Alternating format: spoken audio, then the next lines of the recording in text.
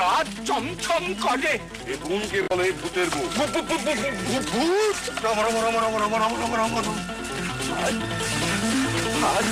হাঁটতে পারছি না রে ভাই, মাজায় ব্যথা।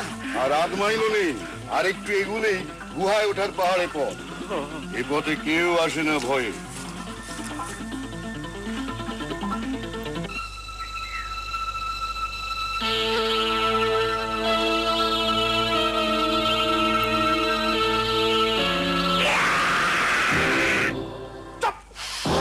একেবারে চোখ। ওদের কাছে গেলেই ওরা টের পাবে, শত্রুরা টের পাবে। আমি তো হাড়ে হাড়ে টের পাচ্ছি। আরো আছে কত কি বাবা গো, আরো।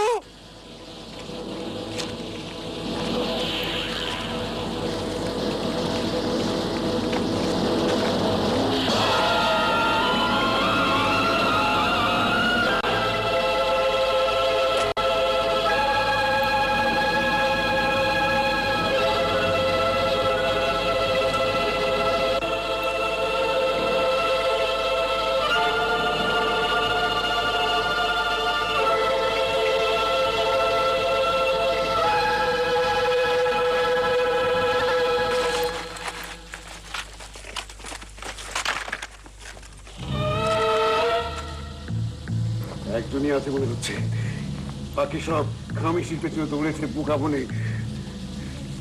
নইলে পাহাড় জুড়ে রক্ষীর দল থাকতো। ওই রক্ষীটাকে যে করিয়া সরাতে সাবধান। অকারণে নরহত্যা করো না। এটা বসে বসে ঢুলছে মনে হচ্ছে। ওর ব্যবস্থা আমি করব।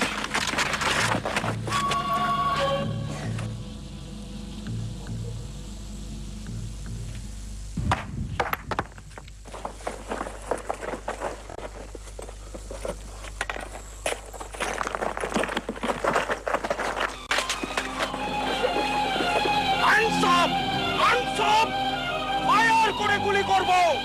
গুলি করো, গুলি করো, ফায়ার, ফায়ার।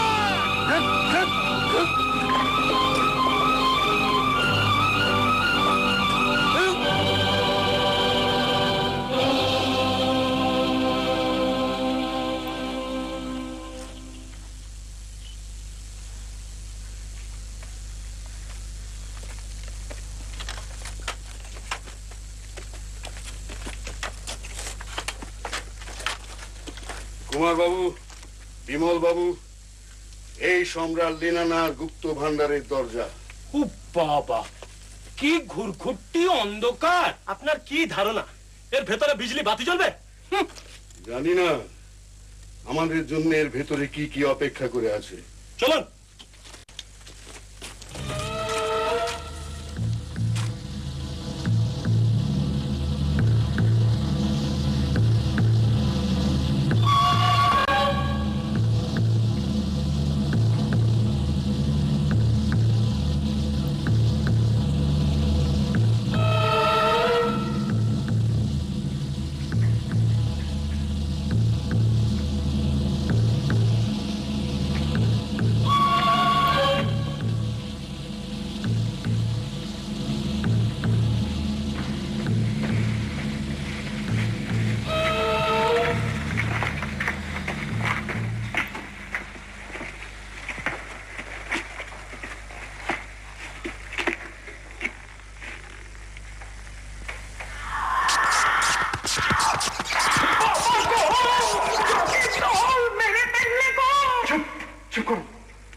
বাদুর আর পেঁচার দল অনেকদিন ধরে অন্ধকারে বাসা বেঁধেছে তো, আলো আর মানুষের পায়ের শব্দে ওরা জেগে উঠছে।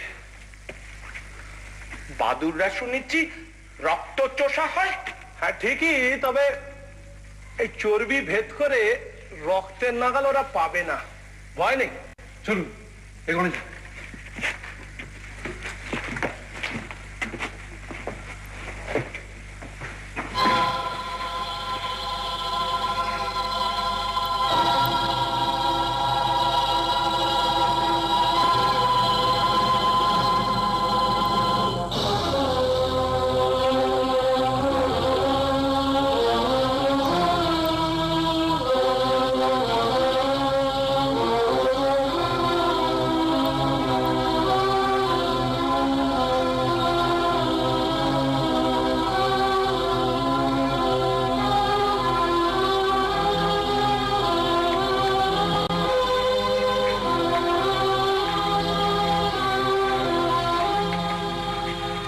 আমার না ভাই রোমাঞ্চ হচ্ছে গো।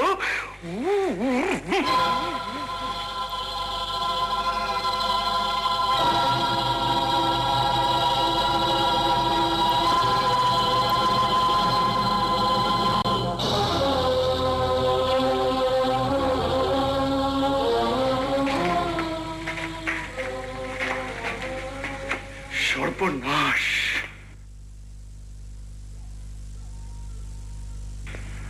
জকের দল, জকের দল, সব শেষ। বিমলা রেখেও না, আশ্চর্য, আমাদের শব্দ পেয়ে একটা বর্ষাও ছুটছে না। প্রাণ নিয়ে আর ফেরা যাবে না।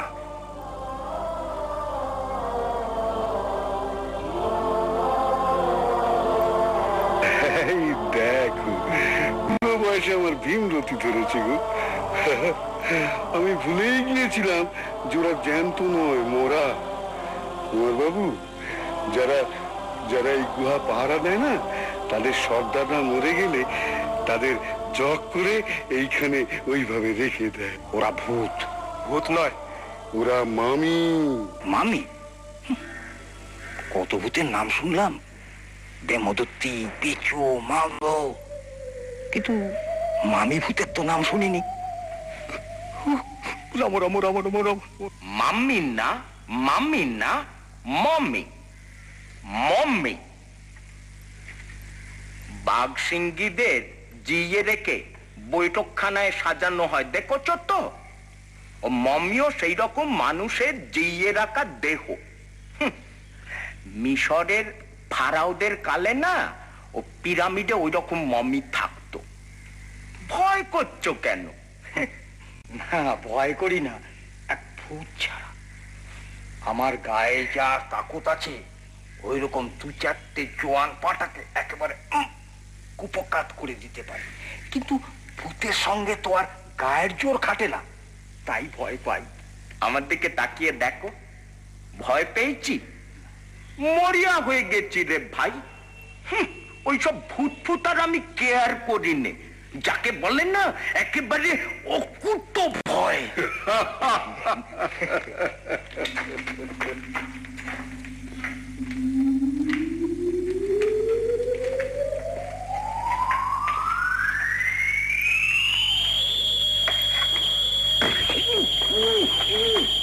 এ তো ভূত। বকু, এই ধর না। ও বাবা, ওটা তো ভূত।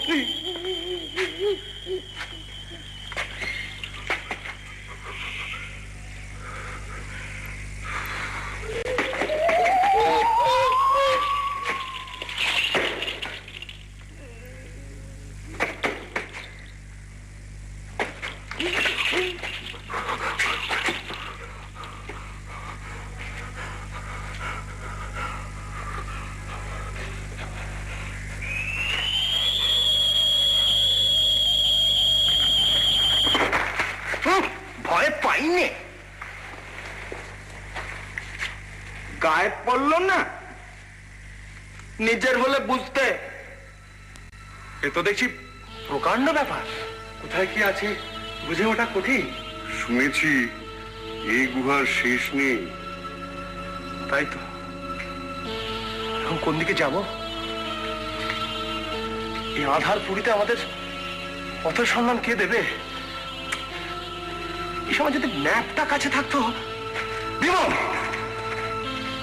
শত্রু, শত্রু যারা আমাদের ম্যাপ চুরি করেছে। ও বাবা, তার মানে তো ঘটোৎকচ। এখন পালাবো কোথায়? সবাই ওই মমির যোদ্ধাদের পিছনে লুকিয়ে পড়ি, শিগগির।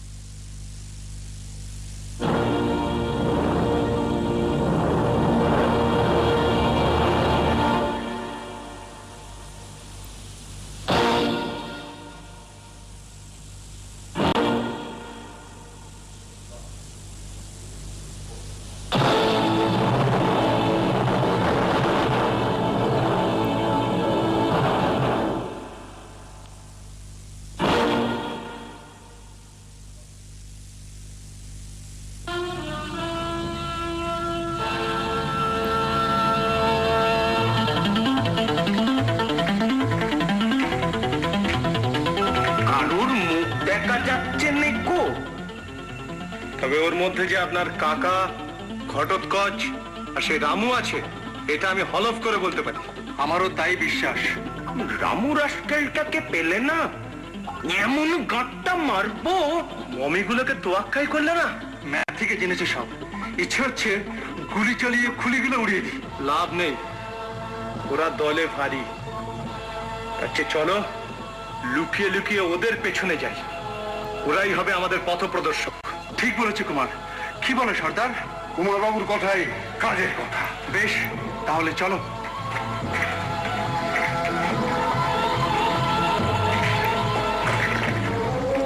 বাপরে, যদি ঘটোৎকচ দেখে ফেলে। মানিক বাবু, তাহলে আপনি এখানে অপেক্ষা করুন, আমরা ঘুরে আসি।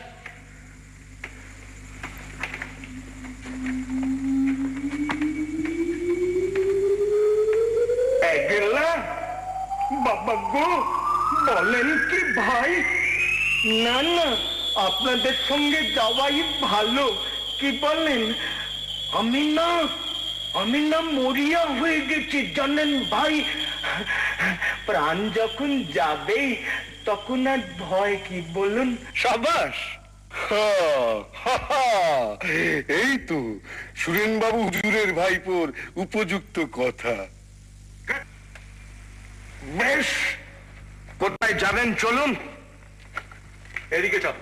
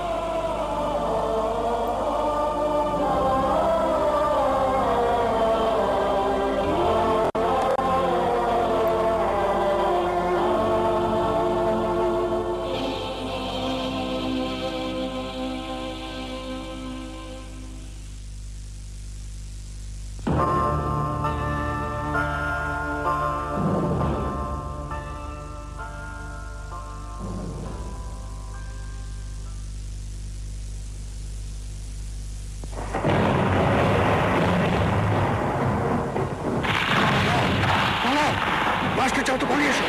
ভিতরে চকেরা জেগে উঠেছে, যারা ভিতরে গেছে তারা আর ফিরবে না। আমরাও ভিতরে থাকলে আর বাঁচবো না।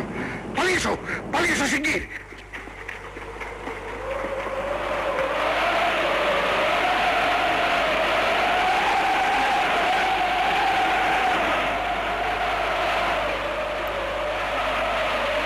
যা, মশানটা দিবে গেল।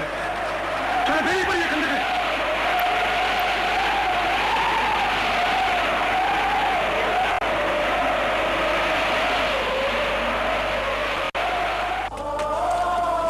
আসছে পায়ের শব্দ। পালান পালান। কোথায় পালাবেন?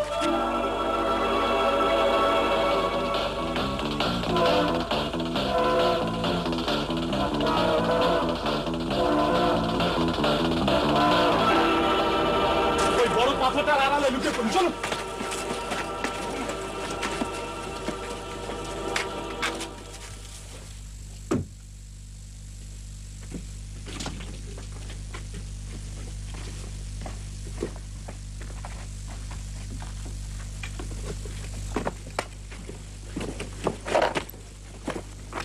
কুমার, ঘটোৎকচ। ওটা কি বয়ে নিয়ে যাচ্ছে? গুপ্তধন। আজ ঘটোৎকচের একদিন কি আমার একদিন? না বিমলবাবু, না, এখনো রত্নগুহের সীমানা আমরা পেরোইনি। এখানে গোলমাল করা আর নিজের গলায় ফাঁসি দেওয়া একই ব্যাপার। এমন বুক ফাটা চিৎকার কে করলে? বিমল, শিক্ষিত।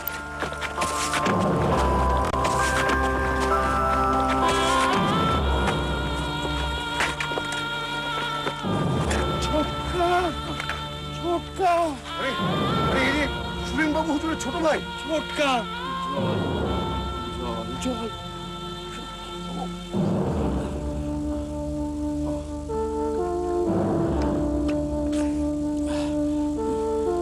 রক্তে রক্তে আমার দু চোখ বন্ধ হয়ে গিয়েছে, কিন্তু আমি বুঝতে পারছি তোমরা কারা। তোমাদের আমি অনেক কষ্ট দিয়েছি, তাই নিজেও মরতে বসেছি। আমাকে তোমরা ক্ষমা করে দিও। আপনার এই দশা কে করলে? ঘটোৎকচ। ঘটোৎকচ? হ্যাঁ, ওই রামু আর আমাকে সে ছোরা দিয়ে মেরেছে। ছোরা মেরেছে? কেন? গুপ্তধন সে একাই ভোগ করতে চায়। গুপ্তধন? গুপ্তধনকে আপনারা পেয়েছেন? পেয়েছি যৎ সামান্য, কিন্তু সে গুপ্ত গুহায় যা আছে কুবেরের ভান্ডারেও বোধহয় তা নেই। ভুতুরে গুহা। আমার দলের সব লোকজন মারা গিয়েছে, শুধু আমি, রামু আর ঘটোৎকচ একটা বাক্স নিয়ে। ও বিশ্বাসঘাতক ঘটোৎকচ, সে রত্নের বাক্স নিয়ে পালিয়েছে। কিন্তু সে বাক্সেও যা আছে তা দিয়ে একটা রাজ্য কেনা যায়, কিন্তু কিন্তু কিছুই আমার ভোগে লাগলো না। আমার বোধহয় নরকেও জায়গা হবে না। ও বুকটা ফেটে যাচ্ছে। মানিক, মানিক, জল, জল।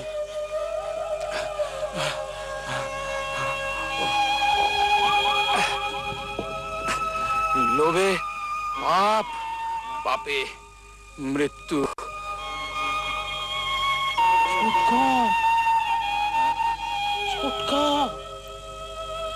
এবারও আমাদের ফাঁকি দিয়ে পালানো। সর্দার, গা তুলা সর্দার!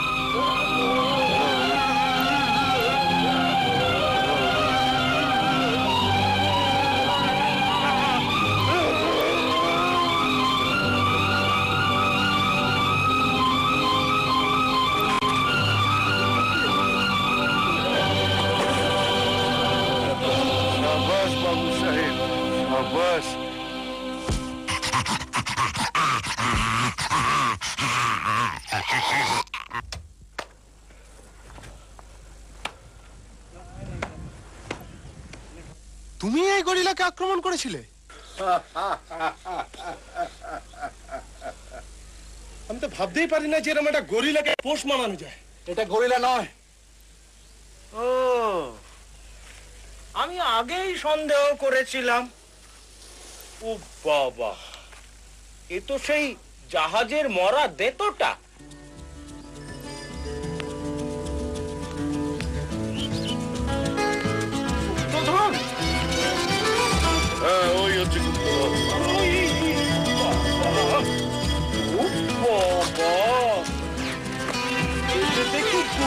ধন।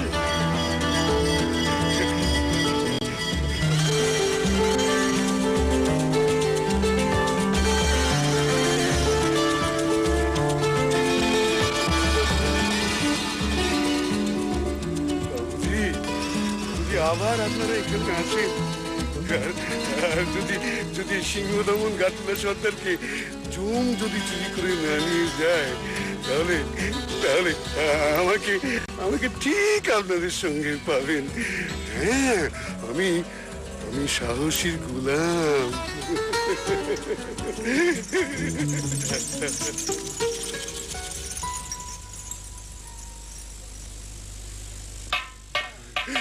ওই ওই ওরা আসছে, রত্নভাণ্ডারের লোকেরা সব এসে গেছে। চলুন চলুন পালাই।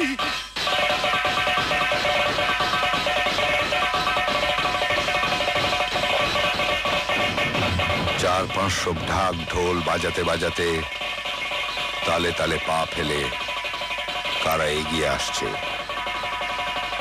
সঙ্গে সঙ্গে পৃথিবী যেন কাঁপতে লাগলো। পৃথিবীর বুকের ওপর পড়ছে হাজার হাজার সৈনিকের পা।